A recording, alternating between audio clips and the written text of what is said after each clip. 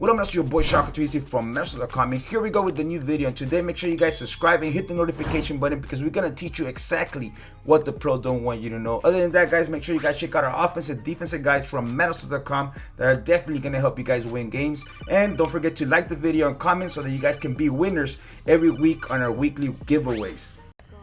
All right, here we go. We're back, and I'm gonna go ahead and show you guys this money game that I'm playing here. It's a tournament game, and I'm gonna teach you guys what I was using to go ahead and defeat this guy. So I'm using the New Orleans offensive playbook, and I'm using, again, Kansas City Chiefs is the best playbook in the game.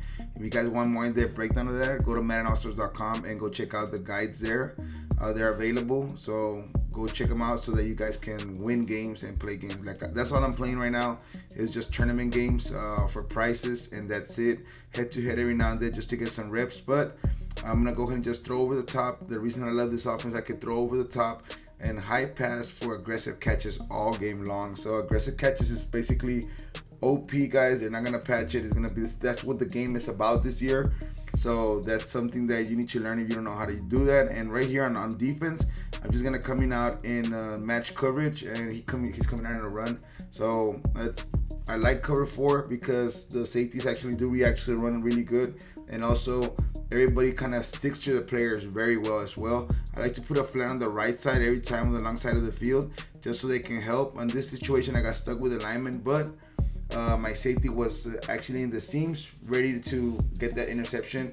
And now we're gonna go back to offense once again. So again, I'm in New Orleans, and I'm gonna come out and play action shot seams, which is one of my favorite plays. If you don't know how to use this play, guys, it's real simple. You could put a zigzag route, you could put a crossing route, and so on.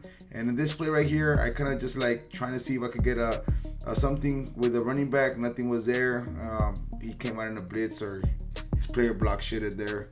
And got me a 2nd and 22, but I'm not really worried about it. Why? Because again, this offense is really nice. Look at this one-on-one with a tight end, and again, tight end is bigger, taller, and he got up there for the aggressive catch, and we're gonna run it up for a touchdown. Now 14-0 in this game, and I'm in an actual tournament money game. So here we go. If you guys want to know, again, what I'm doing here, more in depth, more breakdown, go to MaddenAllStars.com and check that out. Here we go. As you guys can see here, coming out in cover 4, moving this guy inside the seams. He helps with the run there because I'm always moving the safeties down a little bit. They help with the run a lot better. So I'm gonna go ahead and do this here. Back up the cornerback just so I won't get beat deep. Because in here in head-to-head, for some reason they do get beat deep. And here we go. That could have been a pick. I was right underneath the route, but my player, my safety dropped it. That was actually a really good user, and we dropped it there for a pick 6. So he's coming out in bunch, and I'm gonna back out. I always back out my cornerbacks in cover 4. I'm coming out in cover 4 match. A lot of people like to put drop zones on match coverage, but the reason I don't put drop zones on match coverage is because it eliminates the match basically. So I just leave it as is, just match coverage, stock, and then I just make adjustments on the players that I want to take away or the reads that I want to take away, and it kind of helps me put myself in position to get interception. So here we go, trying to get those crossing routes, and he got me on that corner route, so I might want to have to base align every time he comes out in compressed set so that my corners can be on the outside looking for those corner routes. So we're gonna do it again. So as you guys can see here, I'm pinching, base aligning. I'm gonna go ahead and put a defensive end on the right, which he's actually a linebacker, to guard that area in case he wants to throw something quick.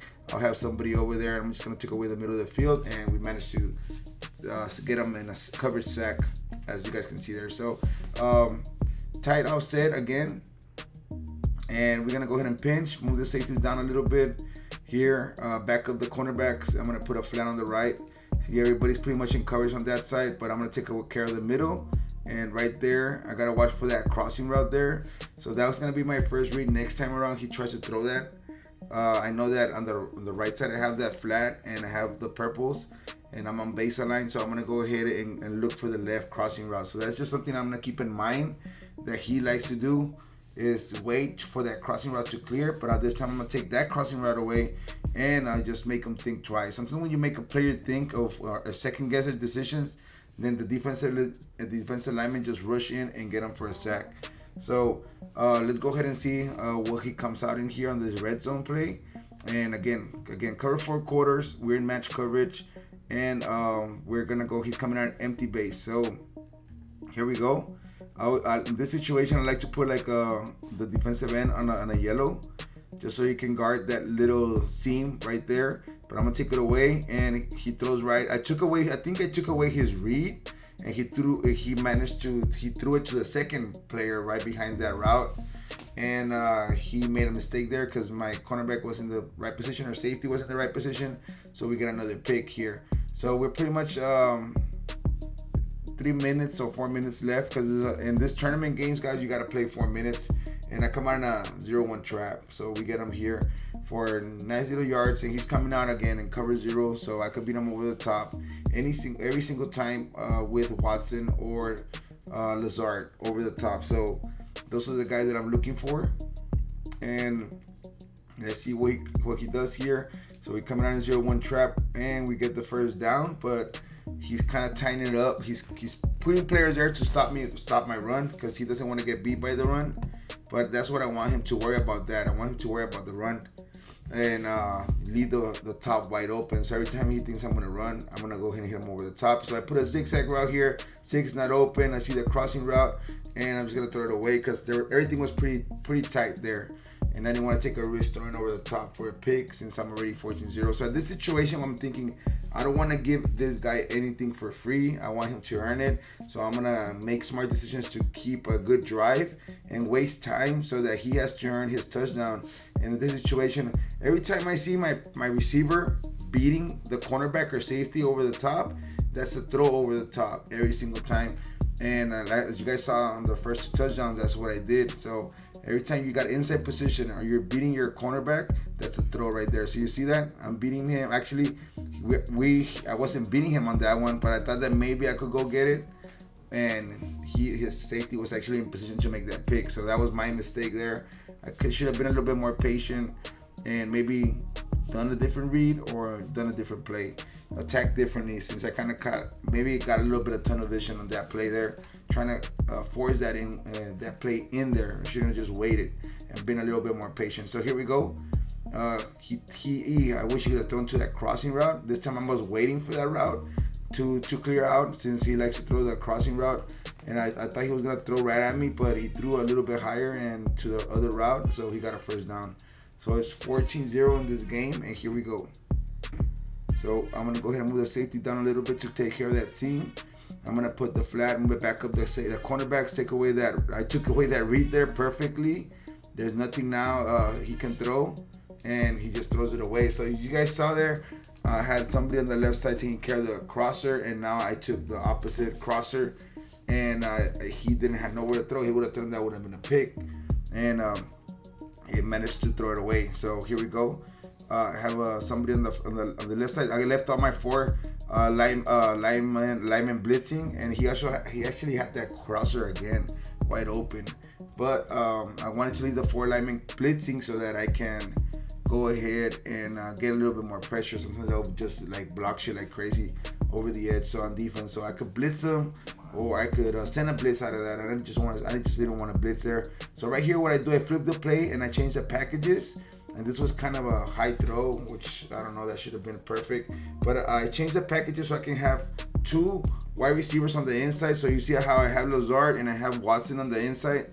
So instead of having a tight end there, I have faster players now. And I could throw over the top really nice and just make a read here. And we got that crosser. He almost picked me off there. It's kind of like blitzing, kind of heavy right now.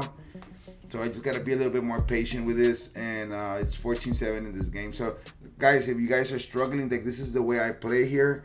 And I play in actual tournaments. And just like this right here. If you guys want to copy my routes or want to copy my defense, you go ahead, or you got questions, let me know. But right here, we get a nice catch over the top. It was out of bounds and we don't get it. So I'm just going to see if I could try to get it here, or I could go ahead and punt it. But knowing myself, guys, I'm going to go for it every time on 4th and 10. So here we go. I put a snag with the inside receiver, block the running back, drag the outside receiver on the left, and I just wait for circle to clear out there, and we get the nice little catch. So that's always wait for him to clear out. And again, if you got top wide receivers, that catch is going to be a lot better. So here we go. So this time I'm going to flip the play to the other side, and I'm going to see if I can go ahead and block the running back there. and streak the right outside wide receiver and just drag the inside wide receiver on the left.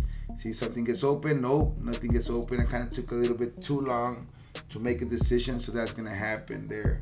Okay, those types of situations when he's blitzing, I have to make my read right away, and I just didn't. I was trying to see something clears out. The corner route cleared out, and it didn't. So now we're gonna put a slant on the left side and just keep it simple here. And we see the tight end, and which is actually Watson now in that position on the inside slot, but we don't get the catch. It's third and 22. We're gonna go ahead and get the slant in. We're gonna see we get something over the top. We got a zigzag right on the right side. See, maybe we can get on a streak with a tight end. And we kind of get the slant there. We don't get anything. So we kind of didn't get any possessions at all on this one. We got a sack. So that was we might have to get these guys a little bit more wide open than just throw a quick pass to them close to the defense, because they're dropping everything as soon as they get touched. So that's what we're gonna do. So here we go on defense, and pretty much this is before the half. I don't want to do anything crazy here, guys. Like, you might want to be a little bit more preventative here. Don't want to send a lot of blitzes when or you might want to blitz if the guys cannot handle the blitz, because in money games like this, like, if they're playing for a reason, and if these guys know how to play and they know how to send some beaters out, so you guys got to be careful on giving too much. And right here he fumbled, so I actually kind of stripped him there, so we get the ball back. So that's another good thing there. I kind of gave my chance there to go ahead and try to get a score, and I'm trying to run the ball just to get in the middle of the field, see if I can get closer to field goal range, which I'm already in field goal range, but I just want to get closer so that I have a sure chance of making that field goal. So here we go, and there he stops me. It was very, very simple there. So we're gonna go again. You could go 0-1 trap. We got 15 seconds left. See, we could throw over the top here as well. We can also see right here, we go to 0-1 trap, just coming down the middle, and we pretty much got this 5 seconds, 3 seconds there to go. We're gonna kick the field goal. We're up 17-7, 10-point lead before the half. So I'm pretty sure that this gives me an advantage to win this game, guys, and that's what we want. We want to win this game. We want to win this game. So like I said, hopefully this stuff helps you guys out on how I play this tournament games. I'm always been underground type player. I've always been a player behind the scenes. I've qualified to MCS tournaments plenty of times, but I also like to play underground. This year I have a mud team, but I haven't really had that much time to keep upgrading that team. So I kind of stay a lot on regs and a lot of tournament and regs every single week, so that I can see what's going on and then show you guys, and then so I can see something that can help you guys out, and I'll show it here. So if somebody's using something and I figure it out, I'm gonna show you guys how to use it as well. So it's not that hard what people are doing right now. Some people, pretty much everything's staying the same, and look at right here, we just get a pick and we're just playing coverage, guys. We're not even blitzing at all, and we're playing in the tournament. And here we go, we just run it back for a touchdown, and my guy just quits here, and easy money for this game. So with that said, guys, if you guys need any help with anything, let me know. My gamer tag is XX God's Plan on PS5, and on Xbox it's also just let me know you guys want my PSN or gamer tag. You guys want to play me, I'll be more than glad to feature you guys on the channel if you guys want to play me on Xbox or PS5. So we'll see you guys later. Your boy Shaka360 from Manos.com. Don't forget to comment, like, subscribe for more. Bye.